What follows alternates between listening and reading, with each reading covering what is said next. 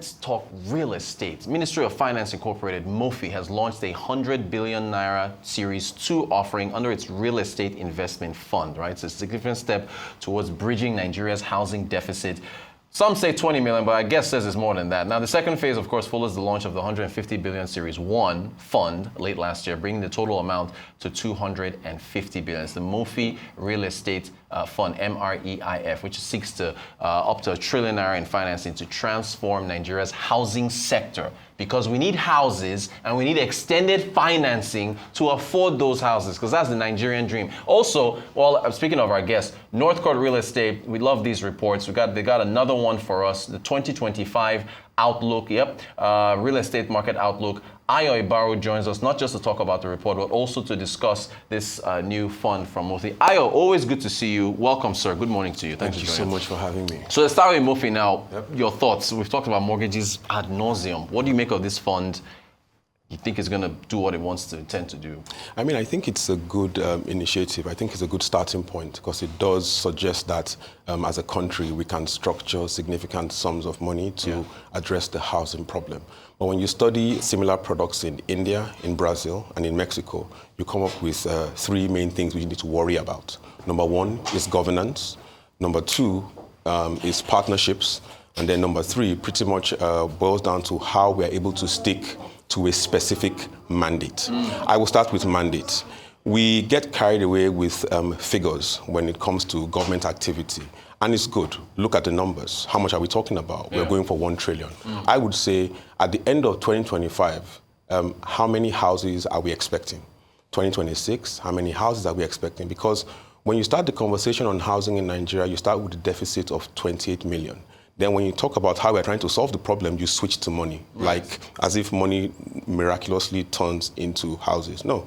If it were a money problem specifically, we may have been further down the road now. So one, on governance. I have spoken with a few camps, and a bit of the challenge is in developer selection. How many developers are we going to find who have the capacity to deliver? How many houses can we expect in your average quarter? And then also, what is the process for picking these developers and where are they going to focus on? Now, the counterpoint is, once you go into the 6 geopolitical regions to meet the housing need, it might get into muddied waters. Right. But that's the first problem, governance, and then reporting, and then in terms of communicating to the various stakeholders. Number two, which I think MOFI is doing a good enough job of, is working with partnerships, which is, you're now, it's of course from the Ministry of Finance, you have international DFIs already showing increasing interest. But I think it would be good if we had other existing parties. So for example, like the NMRC, MBA and FMB, and they need to take more of a role, of a closer seat, at the table to see what's going on.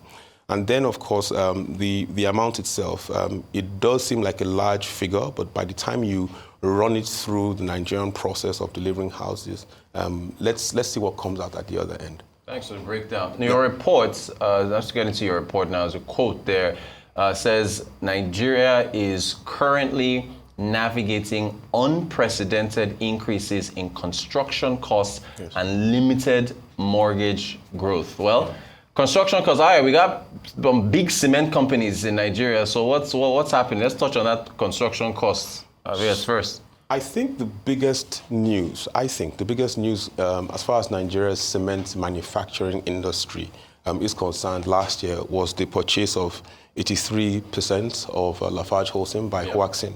And the Huaxin market cap as of this morning is about $2.5 billion. And they are bringing in the Chinese efficiency to increase the output of cement, which of course is expected to put pressure on the existing players, a la Dangote and Boa Cement. Of course, the acquisition is still awaiting final regulatory approval as the print goes. What does this mean? We may see a moderation in pricing after the transaction has been signed. But in the defense of the existing players, what they typically say is, well, ex-manufacturing pricing is not as high as what we get at the site.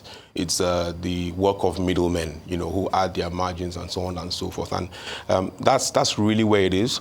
But ultimately, we import quite a bit. As far as construction in Nigeria is concerned, it's a lot of importation, and I mean the exchange rates seem to have stabilized for the moment. But let's remember that when you're talking about the real estate market, you're looking at a 20 to 30 year cycle. Right. So let's see how well the rates stay stable.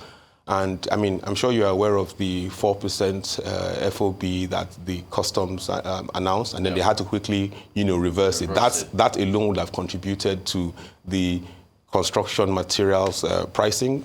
I mean, things we had already coming in, and that would have found its way into the final pricing for houses. So on the same quotes, limited mortgage growth, I mean, because I'm taking you back to the first question, this is what MOFI is supposed to address, right? So what MOFI and the MRIF are pretty much saying is, I am MOFI, let's just say, and you are a developer. So I would say, look, give me 500 houses at 5 million naira per house. If you can do that, I'll send a letter to you.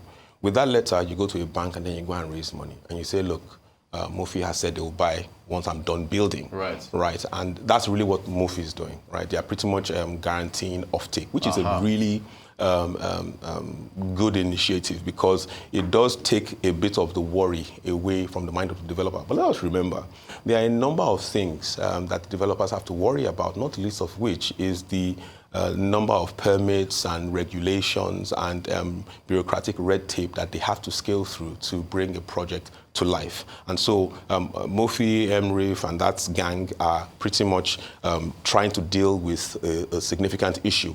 And should they succeed, which I hope they do, they almost, in a sense, make the market softer for other developers to even do more and more projects. I thought it was a very interesting quote from the report. It said that there is an unprecedented demand for industrial and warehousing space in eastern Nigeria. What's driving that?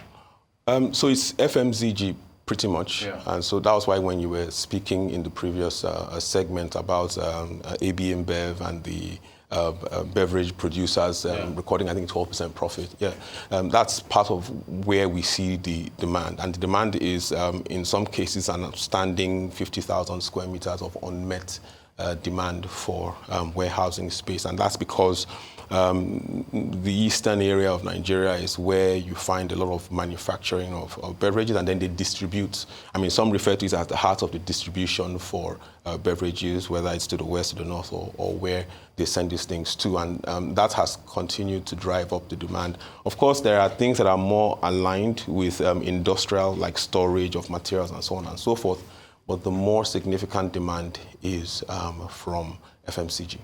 Your report also says that an estimated 90% of land in Nigeria is untitled. Why, Ayo? Why is there an estimated 90% of land in Nigeria untitled? I mean, it's because of the glorious document that is the Land Use Act. I don't need to say that anymore. You know how many times I've used that quote of yours? Which one is that? The last one we talk about land use. I've played it for like almost every official possible when we talk about real estate. But yeah, so it's. I think we need to celebrate the birthday of the document every year. I think it was 1978. So I don't know what it turns now. Maybe 40, 44, 45. And what it does is, again, it places. I mean, it was well intentioned when it was conceived, right? To place all power or all control of land in the hands of the states, and then from there you now use it for various demands and various needs that the state needs. But what we find is it has led to quite a bit of bureaucratic red tape.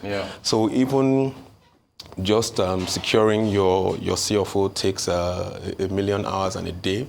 And developers serially complain. I mean, it's the expectation that in some states you might not get your documentation for the next 3 to 4 years. And once you find inefficiencies, the costs go up. So there's now the payments you have to make over the table, under the table, at the side of the table, and so on and so forth. So the Land Use Act continues to be the document that defies all reason. And here we are, 2025, the year of our Lord.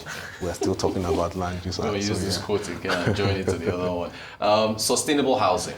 Yes. It said the report talks about. I think we have another quote on that from the report. Sustainable housing can lower long-term costs, Yes. although the initial investment can be prohibitive for low-to-income individuals. Doesn't that defeat the purpose of sustainable housing? Can you explain this, please? No, I mean, sustainable housing can achieve long-term growth outcomes because the global community now has prioritized sustainability features. So maybe on a household basis, managing, at least in the early years, managing a sustainable house, because the materials are not what we are used to and they are not what you find easily in the market. So, changing systems, changing processes, even solar, for example, you know, the initial cost is expensive, but over a while, it's much easier to use. And that's pretty much what the report was trying to say. So take, for example, your IFC Edge or your LEED or your BREEAM. Yes, they are able to fund if they are in the right arrangements or agreements with the developers. They're able to fund the creation of sustainable housing.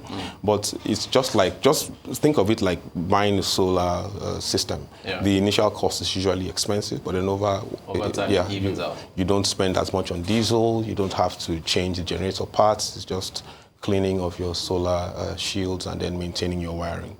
Great stuff. Ayo, it's always a pleasure talking to you about talking to you about real estate. And we thank you very much for your views on MOFI, because you are an expert in the field. And so we're going to see how this works out. I'm going to bring you back to discuss all developments here in the real estate Let's just ask space. how many houses you're giving us this year. Exactly. That's the main thing, right? How many houses do we expect this year? Exactly. Give us a figure. That's all. Ayo Ibaru, CEO, Northcourt Real Estate, always putting out these very insightful reports. Thank you so much for your time.